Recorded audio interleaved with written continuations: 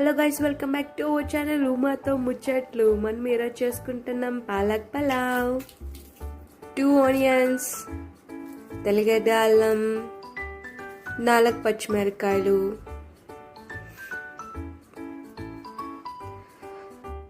తెల్లగడ్డ అల్లం ఒలిచిపెట్టుకుని దంచుకున్నాం. దంచిన తర్వాత ఆనియన్స్ కట్ చేసుకున్నాం. కట్ చేసిన ఇగ్నోర్ మై వాయిస్, నా వాయిస్ బాగలేదు, కోల్డ్ అయింది నాకు. ఆనియన్స్ కట్ చేసిన తర్వాత మనము చిల్లీ ఎత్తుకొని చిల్లీని ఒకదాన్ని 2గా కట్ చేసుకుందాం. నేను పక్కన పాలక్ కడిగి పక్కన పెట్టుకున్నాను. దాన్ని తీసి ఇప్పుడు మనము చిల్లీ కట్ చేసిన తర్వాత పాలక్ని కూడా సన్నగా కట్ చేసుకుందాం. పాలక్ కట్ చేసిన తర్వాత కుక్కర్ పెట్టి కుక్కర్లో కొంచెం ఆయిల్ వేసి పలావ్ సామాన్లు వేసి ఒక చెక్క, 2 లవంగాలు, ఫ్లవర్, ఇంకా ఏమేమి ఉన్నాయో అవన్నీ, ఆనియన్స్, దంచి పెట్టుకున్న అల్లం వెల్లిగడ్డ పేస్ట్, పచ్చిమిరపకాయలు అది బాగా రెడ్గా అయిన వరకు బాగా వేయించుకొని పాలకుని కూడా వేసి బాగా వేయించుకున్నాం. వేయించుతూ ఉంటే స్మెల్ సూపర్గా ఉంది. తర్వాత ధనియాల పొడి, కొంచెం గరం మసాలా, తగినంత ఉప్పు వేసి బాగా మిక్స్ చేసుకుందాం.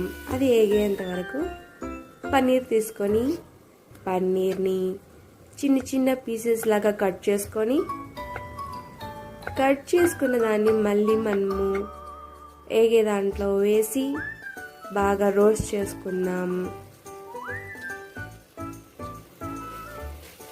రోస్ట్ అయిన తర్వాత కొంచెం బియ్యం వేసి బియ్యం తగినంత నీళ్ళు, కుక్కర్ మూసేసి విజిల్ వచ్చేంత వరకు మనం పెరుగు పచ్చడి చేసుకుందాం. పెరుగు పచ్చడి కావాల్సిన ఒక ఆనియన్ చిన్నగా కట్ చేసుకొని పక్కన పెట్టుకొని ఒక కీరకాయ తీసుకొని దాంట్లో అద్దం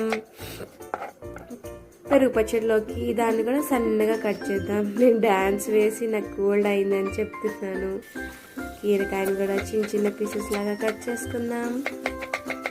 కట్ చేసిన తర్వాత కొత్తిమీర కూడా కడిగి దాన్ని కూడా చిన్నగా కట్ చేసుకుందాం.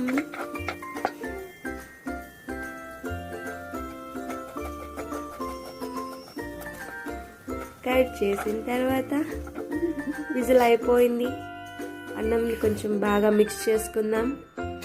మిక్స్ చేసిన తర్వాత మనము ముందుగా కట్ చేసి పెట్టుకుని బౌల్లో వేసుకొని పెరిగేసి కలిపి పెట్టుకొని ప్లేట్లో సర్వ్ చేసుకొని తిందాం రండి.